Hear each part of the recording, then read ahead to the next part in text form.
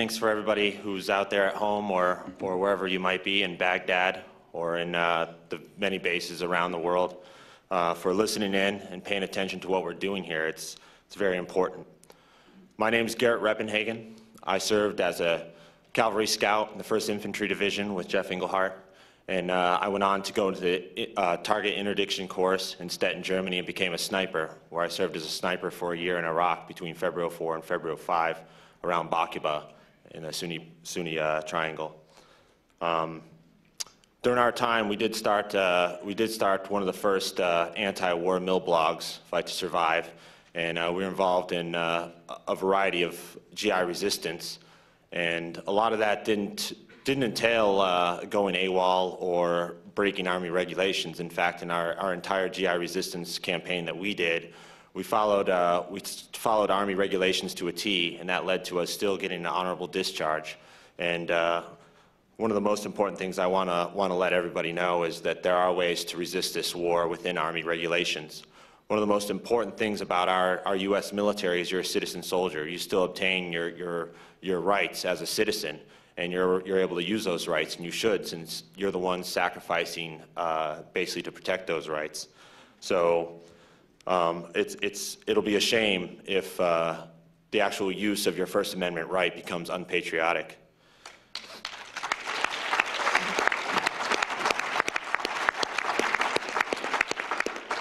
I joined Iraq Veterans Against the War when they first started out. Me and Jeff and various other soldiers that were deployed at the time was resisting before we knew there was an IVAW, before there was a Sir No Sir or GI revolts out. We started resisting, and when IVAW formed up in the summer of 2004, I got contacted by some of the members, Kelly Doherty, Camillo, and some of the other founding members we got in touch with, and that, as a result, I became the first active duty member of Iraq Veterans Against the War.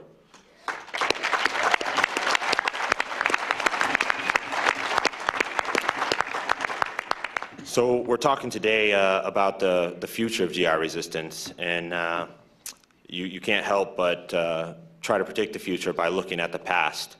And I just think this Winter Soldier is so incredible. We're doing this far earlier than what the Vietnam vets did, thanks to their mentorship and their leadership and some of their guidance.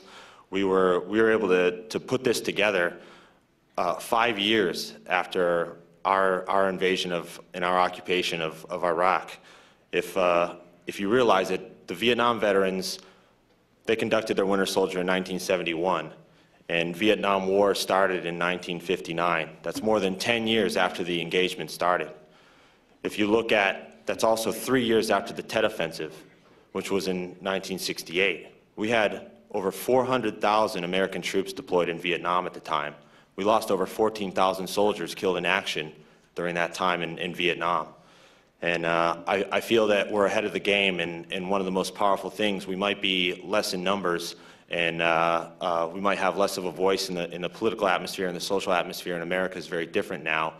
But if we can start this resistance early, if we can get a jump on this movement, we can end this war before there's a Tet Offensive in Iraq.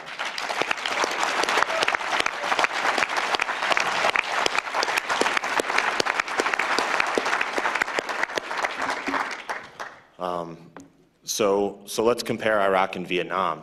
You're looking at a country, Vietnam, who's far smaller in geographical size, population, less diversity ethnically, less diversity religiously, politically. There's definitely less natural resources underneath the soil. So this has the potential of being a larger regional dynamics involved that could explode and could be far worse than what we saw in Vietnam. So it's important to look at this, and you know, if we don't stop these occupations, this will escalate into a size greater than I think any of us are willing to sacrifice for. So the military is very different now than it was in Vietnam. So when we look at GI resistance, we also got to look at what our military is doing. There's not a draft today, and that that awareness out there in America. There's not college students that is fearing that they're going to get called up and put into this war. There's not parents out there scared to death that their child is going to be called up into service involuntarily. 75% of this war's veterans are still in the military. So the population of the pool of veterans that are out there, don't exist like they did in Vietnam. These men and women are still stuck in the military through stop-loss orders, through individual ready reserve programs. There's a different type of soldier today. They're career soldiers. They're professional soldiers. The men and women that I served with, many of them, that was their career, that was their job, and they took honor in that, and they didn't want to give that up. They might not have wanted to go to Iraq or Afghanistan over and over again, but they did take pride in the fact that they were soldiers, and they didn't want to lose that. Many of them have wives and husbands and kids that they're trying to support, and they thought that the military would be a good way to do that, a good career and a good job to do that. They didn't ask to be sent to Iraq into an illegal occupation of another country and basically oppress a people who don't want us there. They just wanted to be used in a just way when all peaceful solutions have been exhausted. That's when they thought they would be sent into harm's way. Rotations are different now.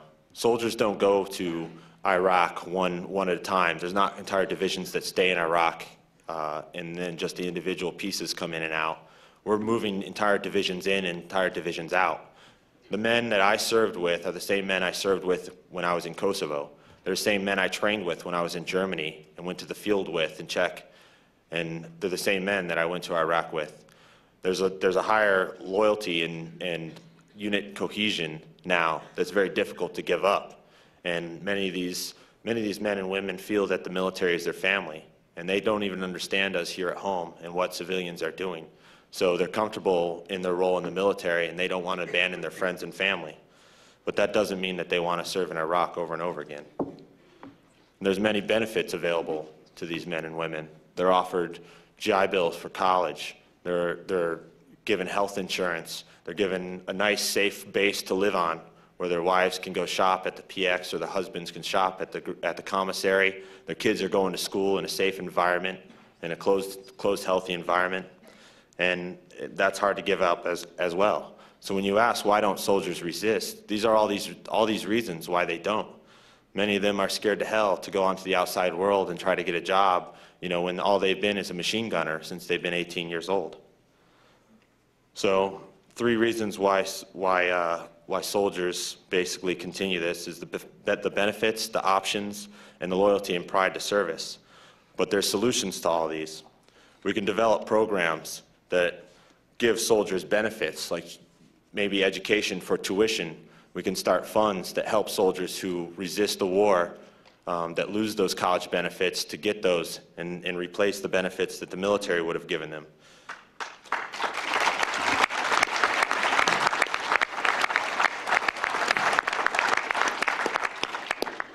We could help hire veterans in the peace communities and in the movement, and we could give them jobs, and we could give them job training, and we could put them to work so they have some place to land once they decide that they want to turn their back on this war.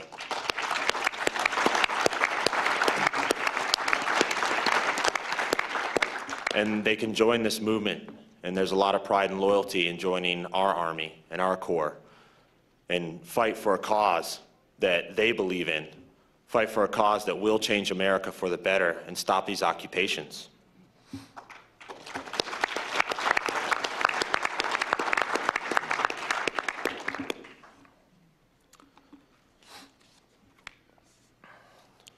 So when we're not going to come out and we're not going to recruit soldiers. We're not going to go recruit veterans. We're not going to try to trick you into joining us and into joining our cause, but we will ask you to, because there is a fight coming, and it's a fight to improve America and improve this military, and we're asking you to join us. So if you're out there listening and you're dedicated to what we're talking about here at Winter Soldier, and you want to improve your military, and you want to improve our country in this world, this is a good way to do it. And there's a lot of men and women who are joining us right now. Our website right now is getting more membership applications than we can handle. So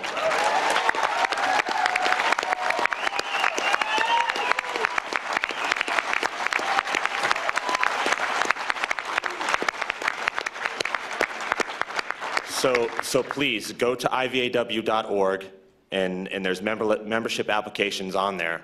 We'll give you information on how you can resist if you want to stay in the military and you don't want to break Army regulations, if you don't want to get in trouble. There's still ways you can use your amendment rights, and you can take advantage of this. Please be patient. There will be time when the website will be free and you can put your application in, and join us to end this occupation. Thank you.